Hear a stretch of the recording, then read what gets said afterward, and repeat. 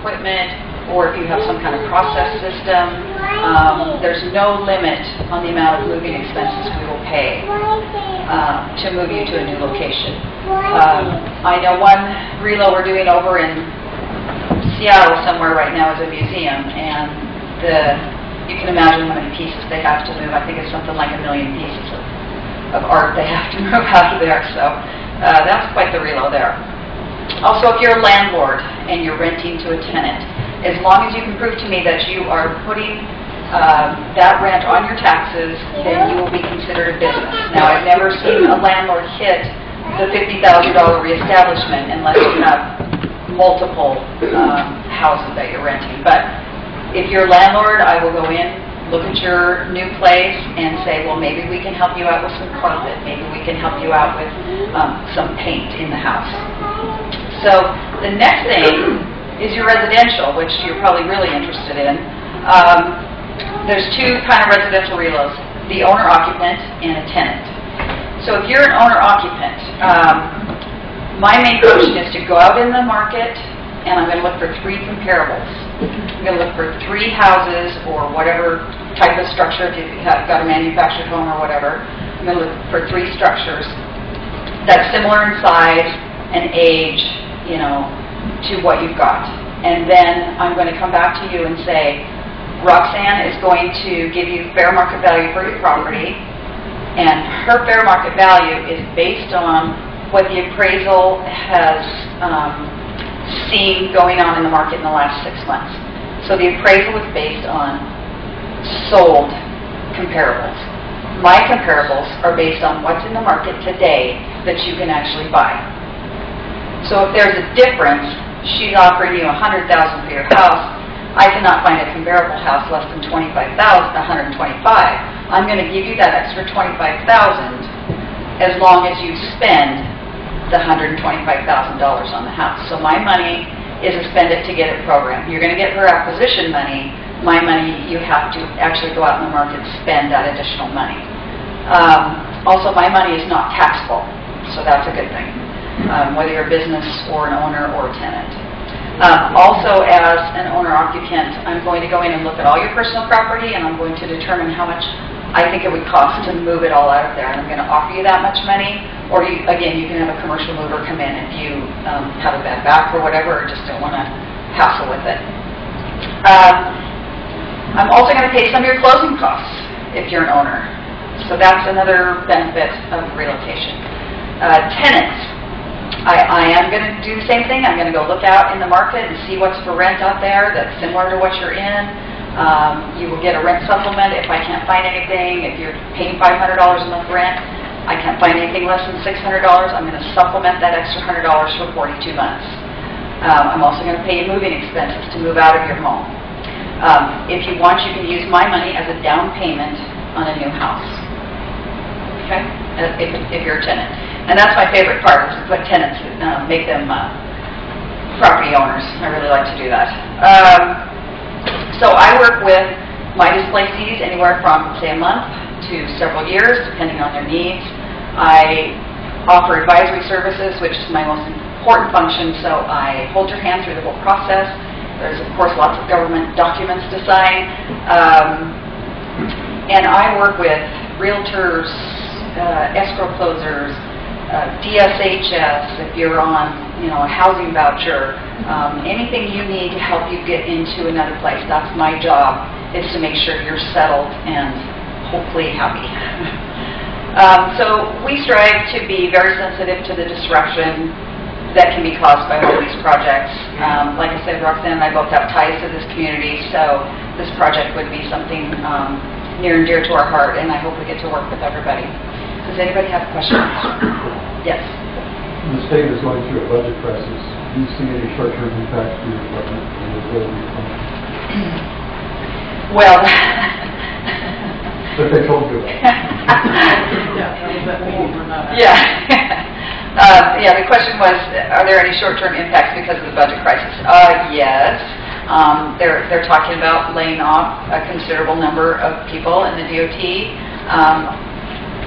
We work on the North Spokane corridor every day, And the North Spokane Corridor, thankfully, has a lot of funding for it.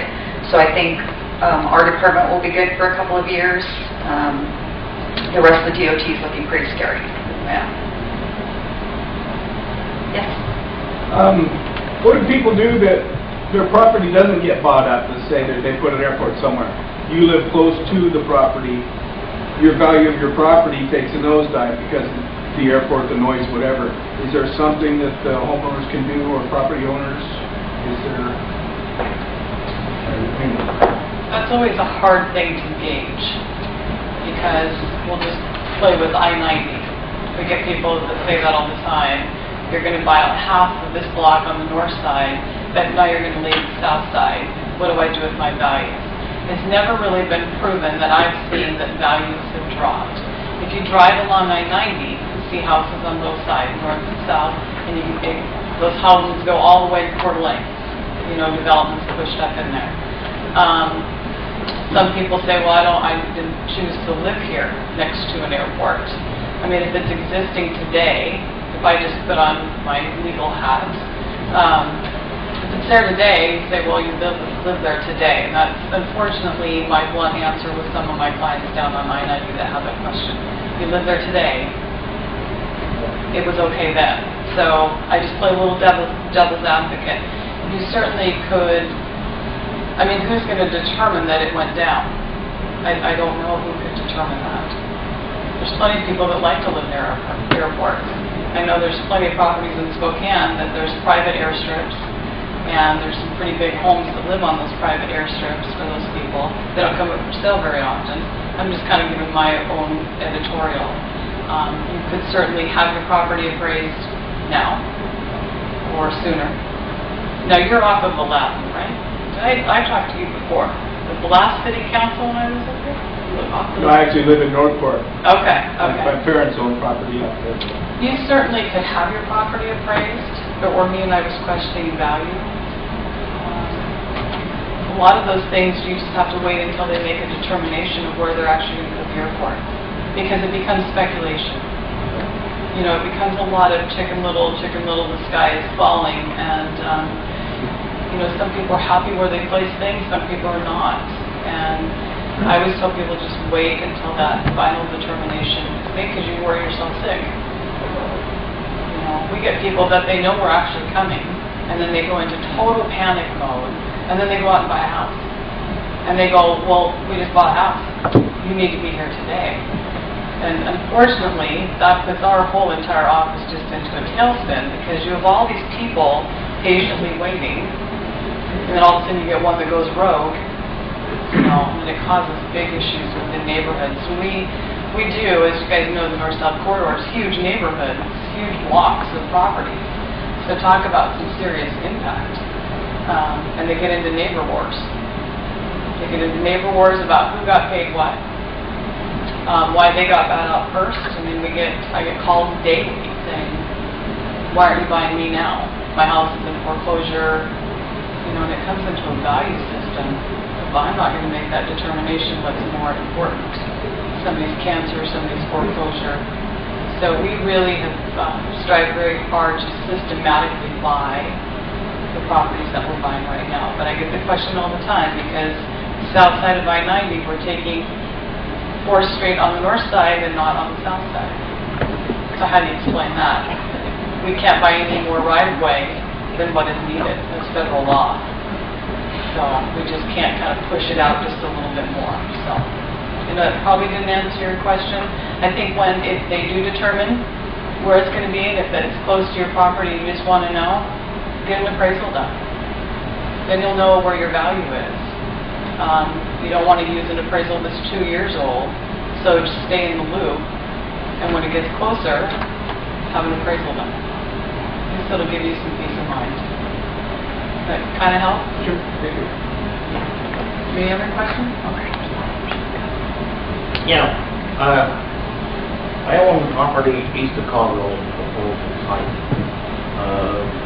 This she stated that they take appraisal from the last 6 months of property that has bought and sold.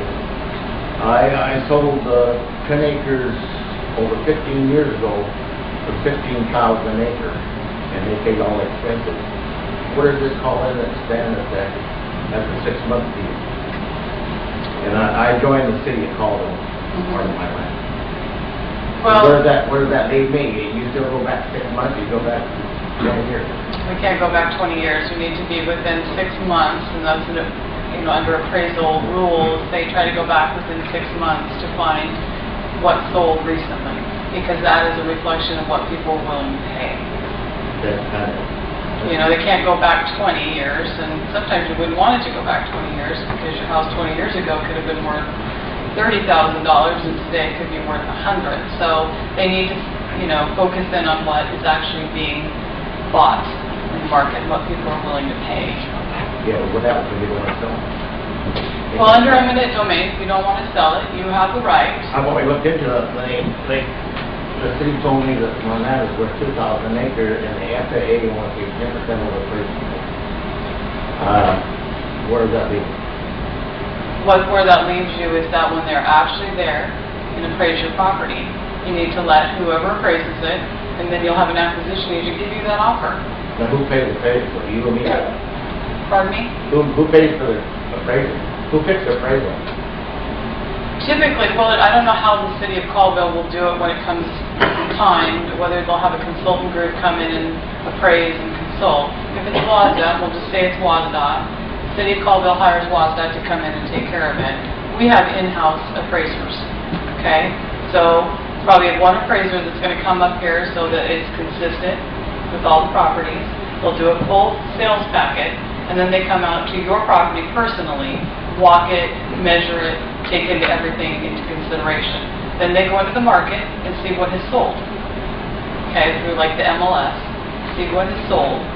Then when that appraisal is done, I would come to your house and show you what fair market value is and give you a copy of the appraisal. At that point, that's when you can go get your own appraisal done, once that offer is made. Because we'll reimburse you for it. So it doesn't do you any good to do it ahead of time, because we want to be able to reimburse you for it. You might as well. And then if that's not satisfactory, you can always just retain legal counsel. I know that seems kind of like a pain, but sometimes that's just what you have to do. And with eminent domain, it's the governmental taking. We buy some of our properties without eminent domain. Eminent domain, the way I read it, the city of Colville has got approved that it's going to make an asset to the community. Public use and necessity. So far they haven't done it. Okay. Well, hopefully they do. They got to prove public use and necessity for a project like that. So, wait until they make their determination where it's going to be. It may not even be near you. It sounds like they're going to let me come to that. I don't know. Somebody's got it. I don't know. I can't speculate on what, I don't know anything about where they're putting it. I've heard one location, and I'm just here to tell you kind of how the process works and what you can do as a property owner. And if there's any question, get your own appraisal done. It's important. I mean, we have it all the time. What happens if the city decides they don't want an eminent domain? Does that stop the FAA program? Well, if they don't use eminent domain, they probably don't have federal funds. So that stops it. So I would definitely use federal funds as my own editorial. Get off the back. Because if you don't use eminent domain and you're trying to put a project together, and we do that along I-90, and the only reason we're able to do that right now for the next probably 6 years is that we don't have construction funds. So this is willing buyer, willing seller along I-90 on both sides. We've had about 98% acceptance, which is amazing. They don't have to sell either. And this will take a lot of years, right? It's going to take probably 4 more years along I-90, and we'll be done with that section. 98% acceptance. What happens when the landowners die before? If they what? What happens if they die before you get to make up your mind? Well, we hope. Well, I guess I should just say detail that happens. So